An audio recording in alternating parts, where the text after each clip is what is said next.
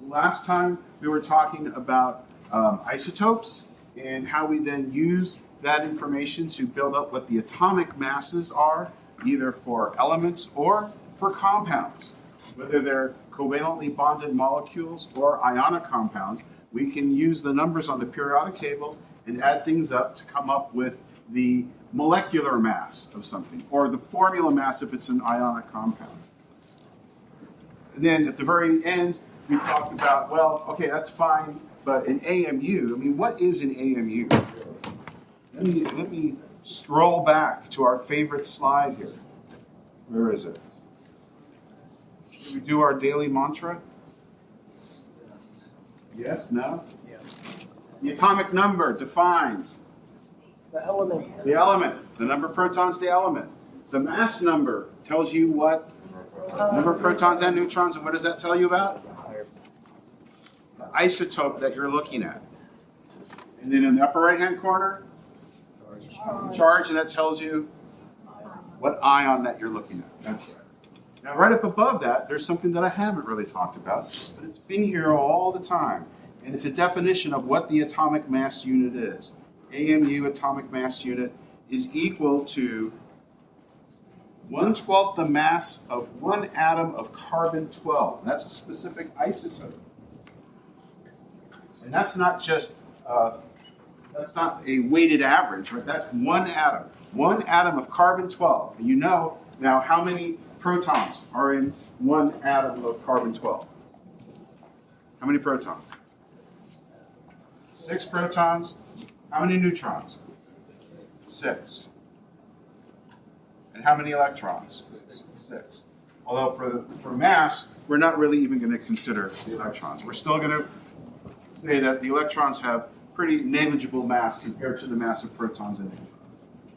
All right, so an atomic mass unit, all right, there it is. Now on the chart, it still shows you what that is in kilograms, and it's a ridiculously small number of kilograms.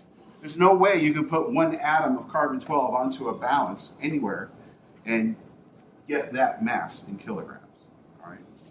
And that's exactly what we're doing with the concept of a mole. We're counting numbers of particles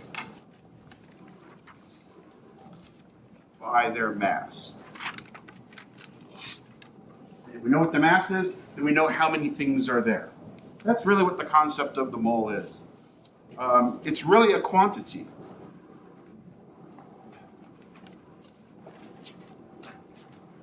Like, for example, a dozen. If I go to the market and get a dozen eggs, how many eggs do I have? How'd you know that? Because it's a dozen, right? You just know that. Actually, I once had some students from another land, another country, and they didn't know what a dozen was. So maybe that's not the best example, right? But a dozen is a quantity. If I have 2 dozen eggs, you know how many number of eggs there are in there. There's 24. If I gave you a six-pack of soda, how many cans of soda do I have? It's a pretty dumb example, but yeah, you get the idea, all right? So a mole is the same idea. It's a quantity. In this case, the quantity is 6.022 times 10 to the 23rd particles. That's what's in a mole. Now, it's beyond the scope of this class to actually go into where that number comes from, all right? So for the purposes of what we're using it for in this class, we're going to accept this value and use it. How it's used will actually allow us to do all of the things that we do in this class, relating one material to another material as we're doing a chemical reaction. So here's our actual value that we're going to use. 1 mole is equal to 6.022 times 10 to the 23rd particles. And those particles, right, that could be anything. It could be atoms. If we're talking about elements, all right, just atoms. It could also be molecules. If we're talking about covalently bonded molecules. Or again, from the previous example, if we have an ionic compound, I started to tell you what a formula unit is. And don't worry, we'll be working with that in more detail later. But it's the same thing. If we want to talk about a mole of NaCl, we're talking about a mole of the formula unit for NaCl. That's 1 sodium ion and 1 chloride ion. So this could be formula units.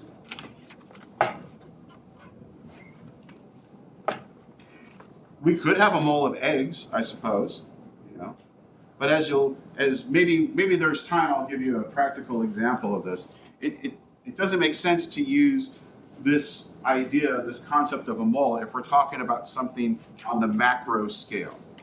It only makes sense to use this concept for things that are on a micro or pico or nano scale. All right, that's where this starts to make sense. Now, many of you have learned this number as Avogadro's number, and you've already heard the name Avogadro. We talked about him a little bit with Mendeleev, right? Avogadro's law, one of the gas laws, right? Equal volumes of gases at the same pressure will have the same number of particles in them. That's Avogadro's law. So this number was actually, named after Avogadro. Sometimes you'll see this written as N sub A. That just stands for Avogadro's number. This is a value that you'll be using from time to time in this class. It will be given to you on an exam if you need it, all right? But you may be using it often enough that you'll already know what it is. But it's not something that I'm going to ask you to memorize, okay? But you should know what it is and how to use it. All right, so how do we use this now? So the scientific community has decided, now we need some kind of a standard. We're going to set this to a standard. It's an arbitrary standard. In this case, we're going to use the isotope carbon-12 as our standard. And then the setup is, now this is carbon-12. Remember, this is a specific nuclide of carbon where it has 6 protons and 6 neutrons. And our definition is this number, 1 mole, which is this number of particles or atoms of carbon-12, it's going to be equal to the number of atoms, the number of carbon-12 atoms that are found in exactly 12 grams of carbon-12. Sounds kind of redundant, okay? When I say exactly, I mean this is 12.00000, etc. There's no uncertainty there. That's our definition. And then from that standard, we're going to relate everything else to it. Okay? So, given these relationships, I'm now going to rearrange them into mathematical expressions, because that's how we're going to actually use this in dimensional analysis.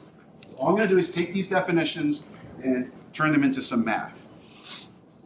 All right? So we're going to take 6.022 times 10 to the 23rd particles, but in this case, I'm going to say atoms of carbon-12. That's what we have in 1 mole of carbon-12 atoms.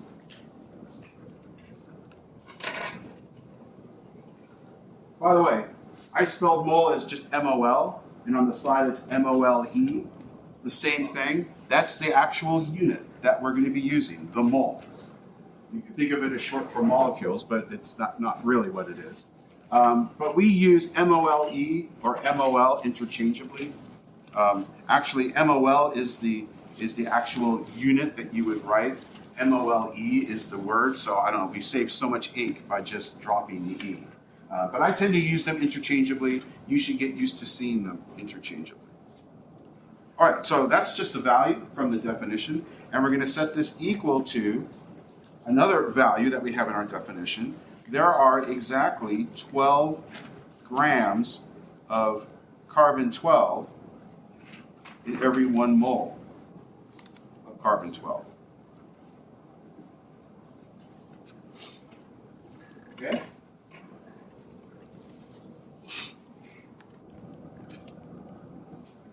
Now, let's go back to carbon-12 that I had written here on the board. That was from the earlier slide. How we use carbon-12 in our definition of what the atomic mass unit is. Okay, so remember that 1 AMU is equal to 1/12 the mass of a carbon-12 atom. And I'm just going to get rid of the fraction to make things a little easier.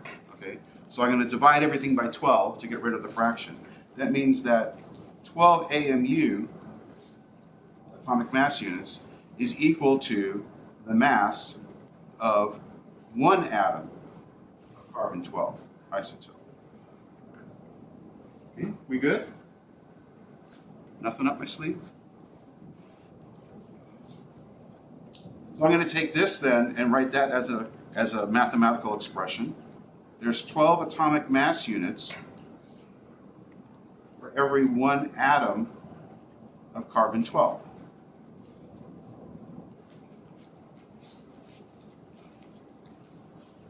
Am I going too fast? I want to make sure this sinks in. We have two expressions now that all come from the same definition. Notice that they both have the same numerical value, exactly 12. What's different is the units. Right? The units for the top one, this is units of grams per mole. Sometimes we'll just write that as gram per mole like this. This is what we call the molar mass because it's the mass in grams of 1 mole.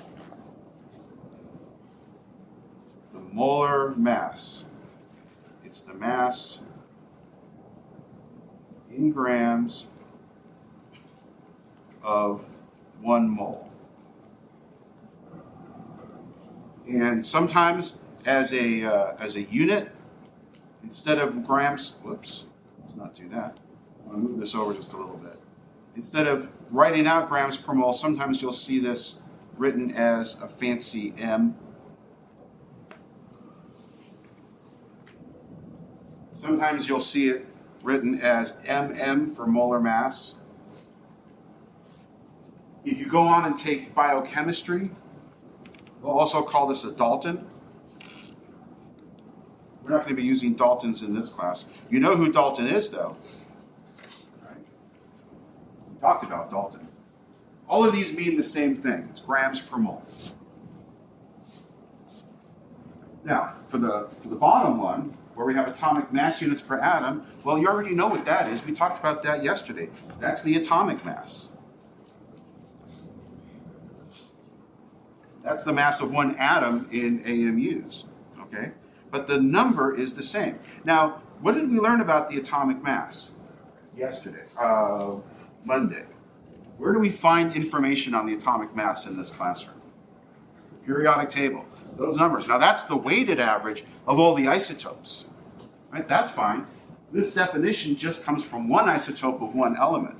But now, if we take a look, here, let's draw what carbon looks like on the periodic table again. Right?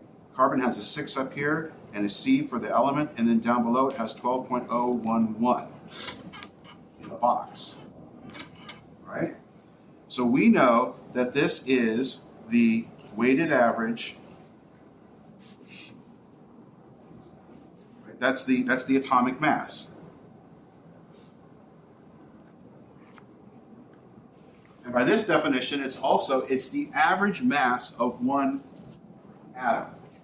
Now, if you have one atom of carbon, it's either going to be carbon-12 or carbon-13. That has a mass of 12 or 13 AMUs. One atom doesn't have a mass of 12.011 AMU. It can't. That's the average. That's the weighted average of all of them if you collect them in nature. Okay? But that's how we read it off the periodic table. So that's going to be the average mass in AMU of one atom. But now we also know that if we had Avogadro's number of these atoms, if we had 6.022 times 10 to the 23rd atoms, that's going to be the molar mass. It's the same number, but that's also going to be the mass in grams of 1 mole of that material. In other words, you can get the molar masses right off the periodic table just like we can get the atomic masses. It's just the mass if you had that many particles. Yeah. So how exactly, for like both the bottom like formula or whatever, How did you get it to equal to a fraction? Like, what like steps and process did you do? Oh, I just took the definitions.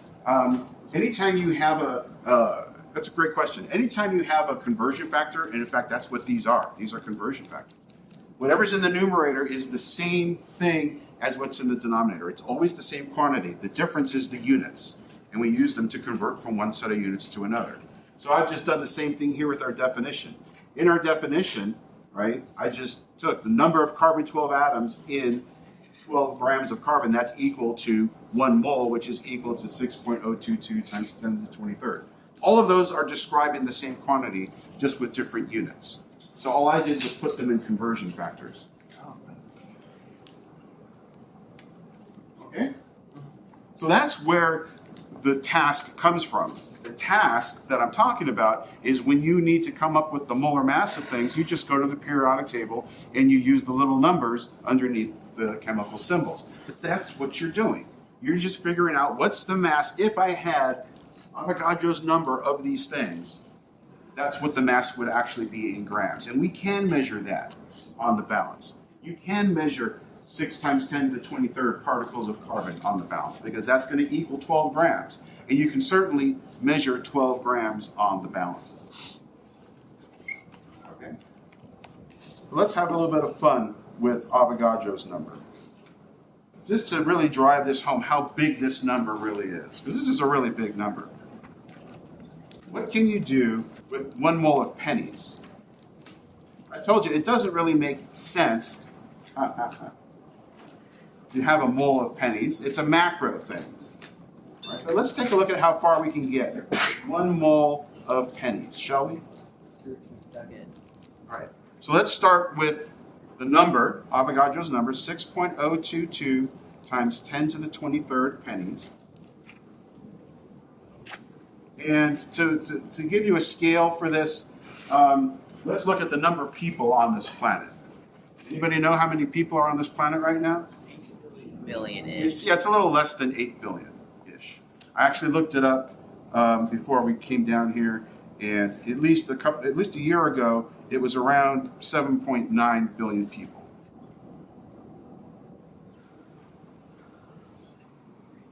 That's another pretty large number. Okay, so let's put this in scientific notation. Billion, for those of you who don't know, is 10 to the 9th. So that's going to be 7.7 times 10 to the 9th people. Now, we want to get this, pennies, no one really thinks about pennies anymore. Let's turn this into dollars, okay? The almighty dollar. So if I have 10 to the 23rd pennies, or, you know, I'm going to do some rounding here just to make the point here. In fact, I won't even have you think about it. Let's do it by dimensional analysis, because I want you to all know dimensional analysis. So this many pennies, we make our nice conversion factor. How many pennies are there in a dollar? 100. So 100 pennies goes in the denominator. $1 goes in the numerator, which means we have, let's just start rounding now, 6 times 10 to the 21st dollars now. We have that to spread around 7.9 billion people. But again, I just want to make the point here, the magnitude of this. So I'm going to round that down to 6. It's almost 6, right? Let's just say we have 6 billion people. Just makes the math a little bit easier.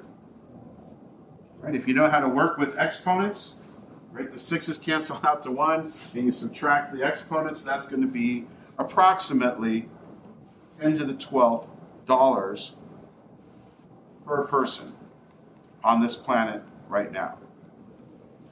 Does that sound impressive? That's you. You can get 10 to the 12th dollars right now. Can you even fathom how much money that is? This is what we would call, this is $1,000 billion. Or we can also call this $1 million if you wanted to. What would trillion dollars? Trillion is not a Trillion. trillion. Trillion is even more than a billion. But you guys don't seem too impressed by this. let's take it further, all right? Let's say everyone lives, how long do you want to live? 200 years. 200 years? Okay, that's not that reasonable. 100. 100. I like 100. And my notes say 100, so let's go with 100 years. All right? Let's say everybody lives to 100 years, all right? So now we've got 10 to the 12th dollars to spend over 100 years. All right? That's going to be the same as we have 10 to the 10th dollars to spend per year, right? You follow me? Now let's get that down to something more tangible. Like, let's get it down to the hour, maybe. Or maybe the day, I don't know. Let's see. 10 to the 10th dollars per year. We have, per year, we have 365 days. And let's do 24 hours a day. Let's see.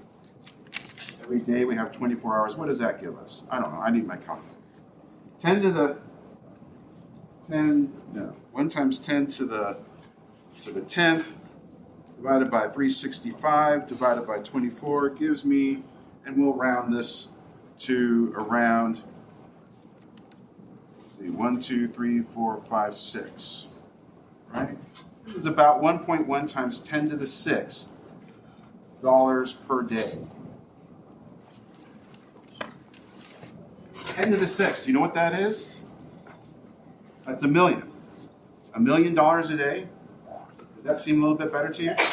Challenge accepted. Challenge accepted. Can you spend $1 million a day? I don't think I need to get it down to the hour or seconds. All right, you get the idea. That's not just for you. That's $1 million per day for everybody alive on the planet today. All right, that's just from 1 mole of pennies. Okay. All right. Well, anyway, I thought that was kind of fun and impressive. That's cool. Okay. So anyway, it doesn't make sense, as I like to joke, to think about a mole of pennies, but it certainly does to think about a mole of things on the atomic level that we can't measure, but we can when we have enough of them. So on this slide, we basically have the same definitions that are just rewritten in a slightly different way. 1 mole is the amount in grams of a substance that contains the same number of particles as are found in 12 grams of carbon-12. It's the same definition in just a different way. Now, I'm just defining it relative to 12 grams of carbon-12. When we're looking in nature, all right, we don't have all individual isotopes in nature. They're all mixed together. So in nature, we just use the weighted average, as I explained. And that's going to be measured in grams per mole. So this gives us our molar mass. So let's just do the math that we did last time when we were talking about the atomic mass. I think, what did we do on the other slide there? Did we do water? Yeah, we did water on the left here. So let's do water again. Right? I'm going to go fast because it's exactly the same as what I wrote before. Now, we want to know the molar mass of H2O. Well, we know that we've got 2 hydrogens, and each one is 1.0079. So 2 times that is going to be 2.015.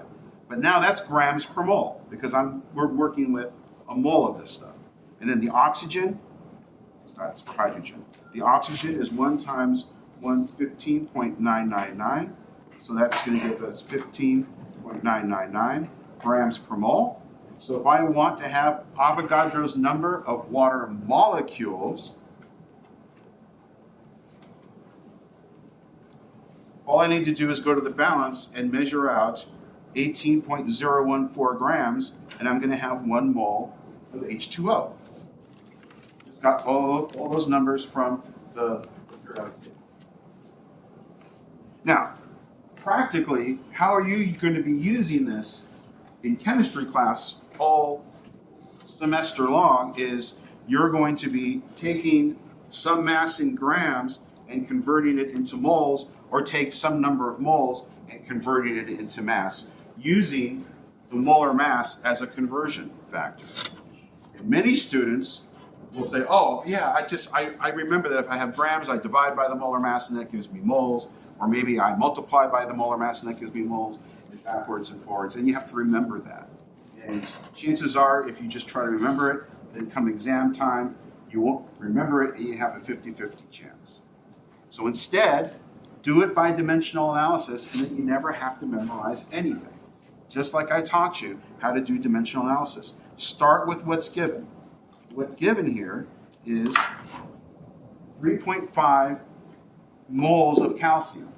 And we're asked to produce how many grams of calcium that is. So just start. Don't even think about it. Just start writing down what you're given. And write the units, and the units of what? Moles of calcium.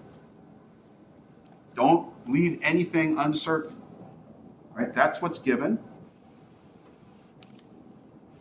And now we're going to use our conversion factor, and the conversion factor is the molar mass of calcium. Now, what units are going to be in the denominator? They cancel out. We want moles of calcium. What units are going to be in the numerator? Grams of calcium, because we're using the molar mass to get from moles to grams. How many grams of calcium are there in 1 mole of calcium? What does the periodic table tell us? You need to know your way around. Where's calcium? 40? 0.078. 0.078. If you're using a periodic table, use the values, all the decimal places in there. If you want to round them, like I said, you can, but don't do it for fewer than 2 decimal places. So we could have used 40.08 in this example. Okay, and we calculate that out, and what do we get? 3.5 times 40.078, and I get 140.3. And what's the units? A number by itself is not an answer. Grams of calcium. Okay? It's that easy. I didn't have to remember that, oh, if I'm converting from moles to grams, I multiply by the molar mass. I just use it as a conversion factor. It works the same way going backwards. Now, what's given is the value in grams. Let's do it with sodium. I'm given 3.5 grams of sodium, and my conversion factor is going to be the molar mass of sodium. Now, what goes in the denominator? Grams. Grams of sodium. The numerator has moles of sodium. How many grams of sodium are there in 1 mole of sodium? 22.9. 22.990, let's say. Does that go in the numerator or the denominator? Denominator. I need to make myself a little bit more room here. I love this program. 22.990 grams. Notice that really what we're doing is dividing by the molar mass. This is, in fact, the molar mass. It's the inverse of the molar mass. Something you're going to learn pretty quickly with me. When you're using conversion factors, it doesn't matter whether you're using them as you're given them or you can use the reciprocal. It's just a way to convert from one set of units to another. If you're given the density of something, you use that in the same way. Now we're going to be doing it a lot with molar mass. So we get an answer here. I don't need to calculate it, all right? That's it. Grams of sodium cancels with grams of sodium. If you set it up properly, you know that you're doing it right because the units cancel out to give you the quantity that you're asked to come up with in the end. Okay?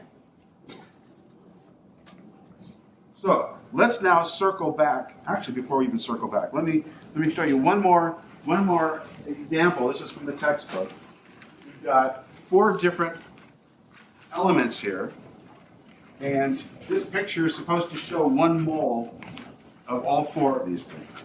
So in the balloon, we have some helium. Here, let's just say each is 1 mole.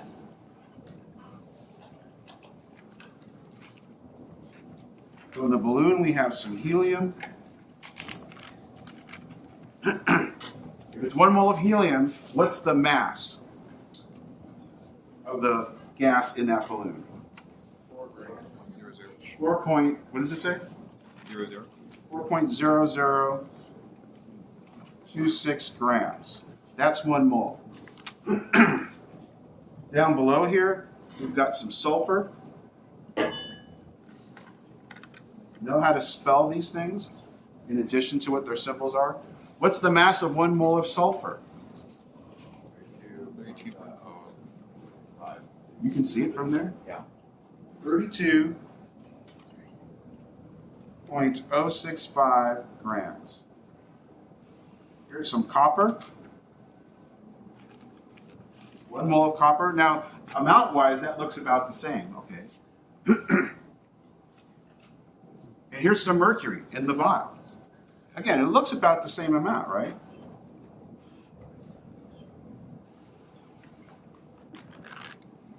Well, what's the mass of 1 mole of mercury?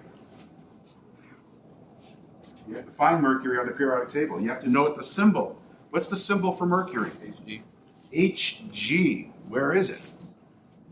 80. Number 80. Look for Hg, number 80. There it is, 200.59 grams. It's pretty heavy stuff. 200.59 grams for 1 mole of mercury. Copper is 63.546. Okay? Same quantity, different masses.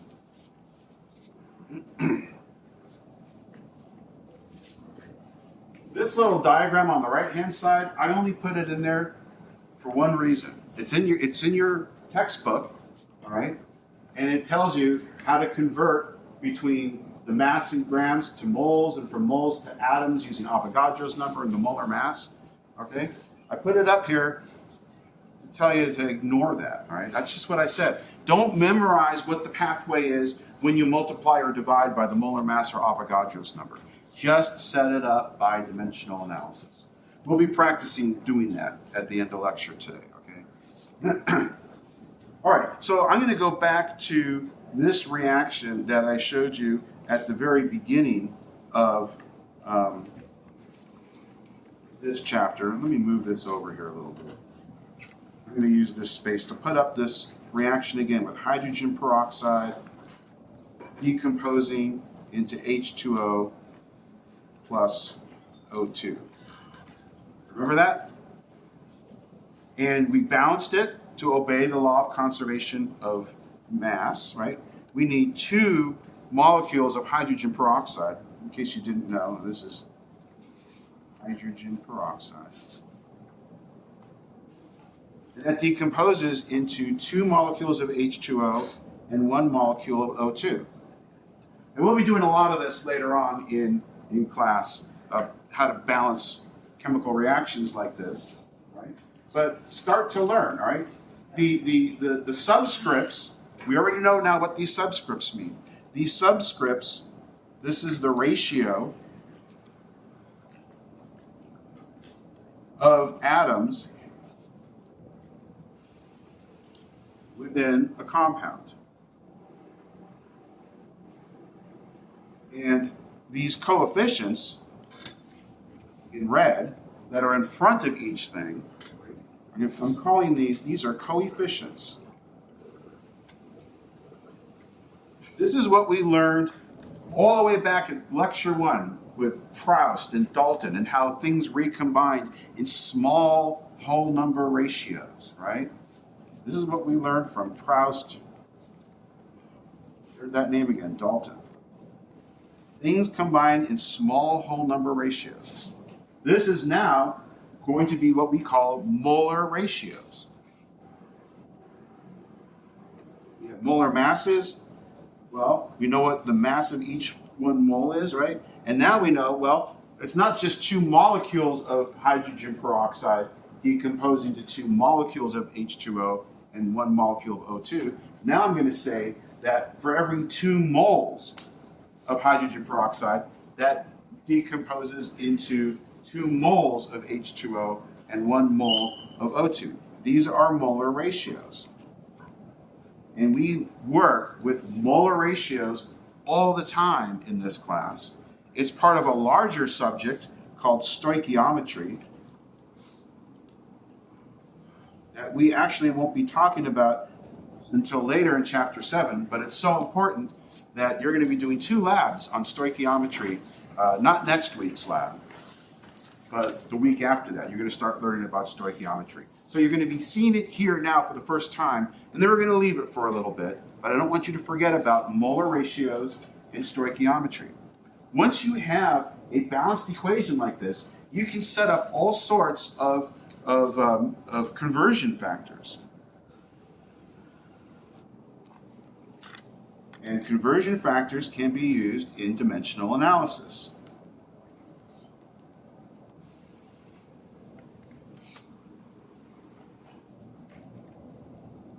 For example, from this balanced equation, this is what we call a balanced equation, by the way. From that relationship, I can make up some conversion factors. I can say that for every 2 moles of hydrogen peroxide that are consumed in this reaction, I'm going to produce 1 mole of oxygen. Now, I don't need to really write the consumed and produced in there. Okay. And if I needed to, I can write that a different way. I could write this as for every 1 mole of oxygen that's produced, I consumed 2 moles of hydrogen peroxide. I can use it as the reciprocal if I need to. Or I could say for every 1 mole of oxygen that's produced, I also produce 2 moles of H2O. And I can do the reciprocal of that as well. Because we know from Proust and Dalton that when these things rearrange and recombine, they make new things in small whole number ratios. That's what these molar ratios are. I can even go into, here, let's do this in green just to color code it. Let's look at the subscripts. I can even say that for every 1 mole of hydrogen peroxide, how many moles of hydrogen are there in 1 mole of hydrogen peroxide? There's 2. The subscript tells you that, right? There are 2 moles of hydrogen. Not hydrogen gas, H2, but there's 2 moles of hydrogen. There's also 2 moles of oxygen. For every 1 mole of H2O, there is 1 mole of oxygen. Right? All of these get turned into conversion factors. So know what the subscripts mean in green, know what the coefficients mean in red, and know how to use them in dimensional analysis. All right, so let's just do some practice. We've got some time here. There's not probably enough time for me to let you do them, but let's see. Let me take you through a few of these. Usually when we do this stuff, we start really super easy, and then they get a little bit more challenging, okay? The first one we actually already did, sort of. So let me just do this one for you real quick. We start with what's given. What's given is 2.50 moles of sodium. Okay, and we're going to use a conversion factor. We need to get that into grams. So we're going to use the molar mass, which we know is 22.990, and just put the units so that they cancel out. Moles are in the denominator, so grams are in the top. That's 22.990. What does that equal? 2.5 times 22.990 is 57.5 grams of sodium. All right, that one's easy. All right, now you do this one. The atomic mass of chlorine is 35.453. How many grams of CO2 gas are in 2.5 moles of CO2 gas?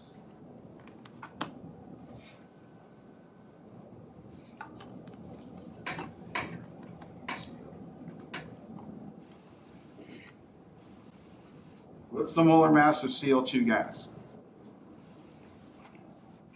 70.906. 70.9, right? There's two. The molecular formula, that's what this is called, a molecular formula. This material has 2 atoms of chlorine for every molecule of chlorine gas, Cl2.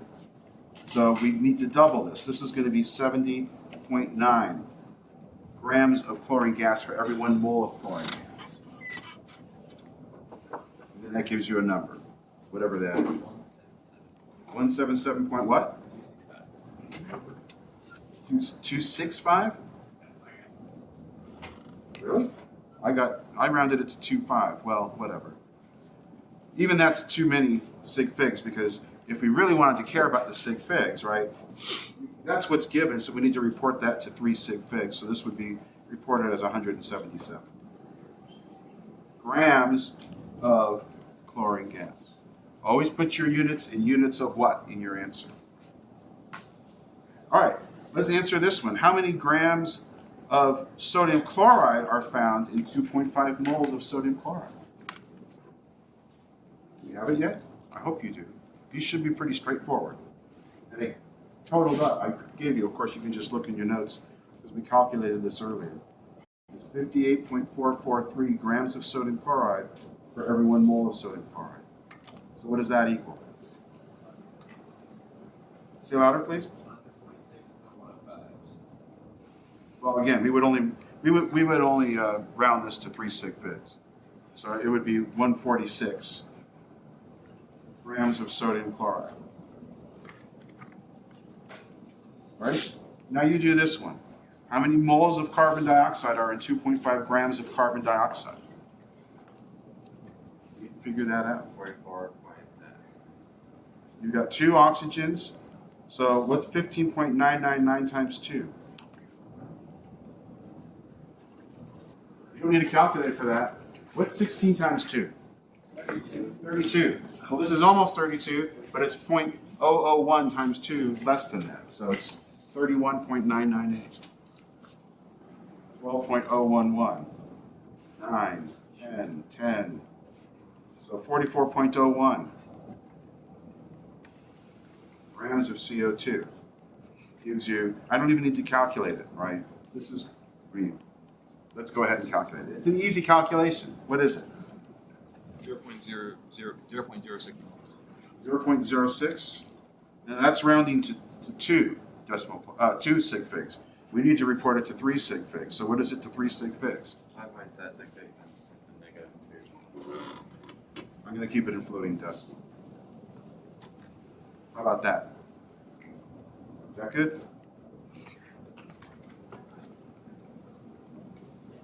Yes? You good? All right, let's get a little more complicated. How many moles of aluminum are in 2.5 moles of aluminum oxide? All right, that's what this is called. For the sake of time, I'm going to run you through these. We might not get through all of these. That's okay. Start with what's given. 2.5 moles of aluminum oxide. Use a conversion factor. How many moles of aluminum are there in 1 mole of aluminum oxide? Because you want the units to cancel out. So if I put 1 mole of aluminum oxide here, these cancel out. How many moles of aluminum are there for every 1 mole of aluminum oxide? Take a look at the subscripts. How many moles of aluminum are there in 1 mole of aluminum oxide? Not 5. There's 2. That's what the subscript is telling you. For every 1 mole of aluminum oxide, there's 2 moles of aluminum. So that would be 5 moles of aluminum. How many atoms of aluminum are there? Oh, now we're asked for something new. So let's use something else now. Now we still have 2.5 moles of aluminum oxide. So we'll start with that. 2.5 moles of aluminum oxide. Now, we need to go not to grams or not to moles, but to atoms. So we need another conversion factor here. But we also have to first get to moles of aluminum. We can't calculate how many atoms of aluminum there are until we know how many moles of aluminum there are. Now, of course, we just calculated that up above, but I'm going to carry that in to the same dimensional analysis here. So this is what we had up above. For every 1 mole of aluminum oxide, we have 2 moles of aluminum, right? That's what we had up above. But now we need to get moles of aluminum into atoms of aluminum. So we need another conversion factor. For every 1 mole of aluminum, how many atoms of aluminum are there? It's Avogadro's number, right? Goes back to the definition. 1 mole of anything is Avogadro's number of that material. 6.022 times 10 to the 23rd. But remember, that number comes from the definitions based on the isotope carbon-12, right? It's the same number of particles that you would find in the number of carbon-12 atoms in 12 grams of carbon-12. I know that sounds like a mouthful, but just go back to the words that were on the slides that I talked about earlier. Now, units cancel out, moles of aluminum to moles of aluminum, and we're left with atoms of aluminum in the numerator, which is what we want. Then that would give you the number 3.01 times 10 to the 24th atoms of aluminum, which is a lot of atoms. How many grams of aluminum are there in 2.5 moles? We start the same way. We still need to know how many moles of aluminum there are. In order to figure out how many grams or how many atoms there are, you have to be able to take it out of the larger compound, because we know that for every 1 mole of aluminum oxide, there's 2 moles of aluminum. But we're not given 1 mole, we're given 2.5 moles. So we still need to figure out how many moles of aluminum are in there first. Now, we already know the answer is 5. But let me just show you, if you were only presented with this one problem, you would have to go, well, let's start with what's given, 2.50 moles of aluminum oxide. And then you get that into moles of aluminum. So for every 1 mole of aluminum oxide, we have 2 moles of aluminum.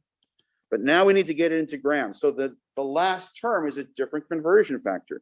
We need to go from moles of aluminum, so the units cancel, into grams of aluminum. And for that, we do need the molar mass of aluminum.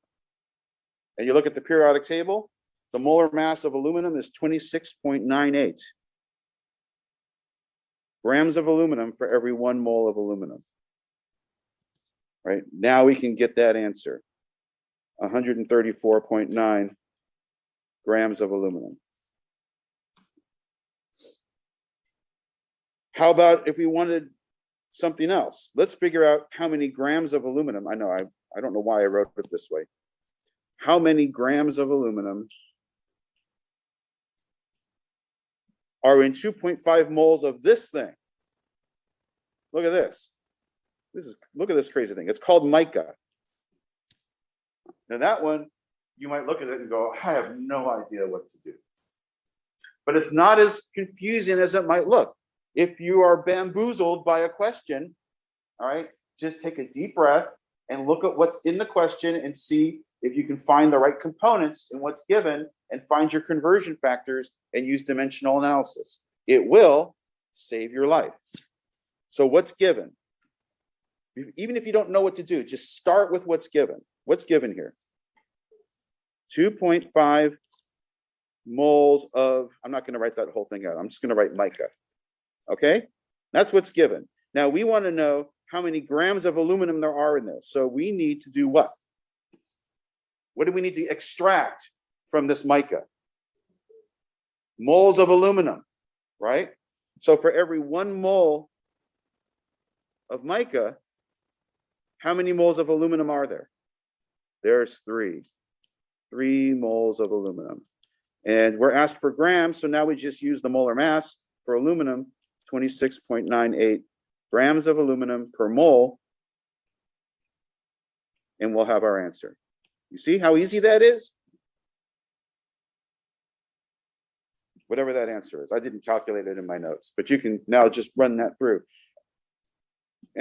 Let's see. How many atoms of oxygen are there in 1.5 moles of glucose, C6H12O6. It's the same deal. Start with what's given. You're given 1.50 moles of C6H12O6. We're asked for atoms of oxygen, so we need to extract what from moles of glucose? Moles of oxygen. So our next term is going to be for every 1 mole of C6H12O6, how many moles of oxygen are there? There's 6 moles of oxygen. Now that's just O. It's not O2. We're not talking about oxygen gas. And we're only asked for atoms of oxygen, not molecules of oxygen gas.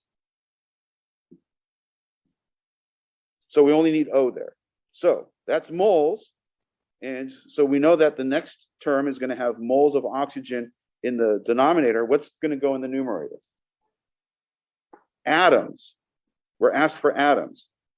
Atoms of oxygen. So how many atoms of oxygen are there in 1 mole? 6.022 times 10 to the 23rd.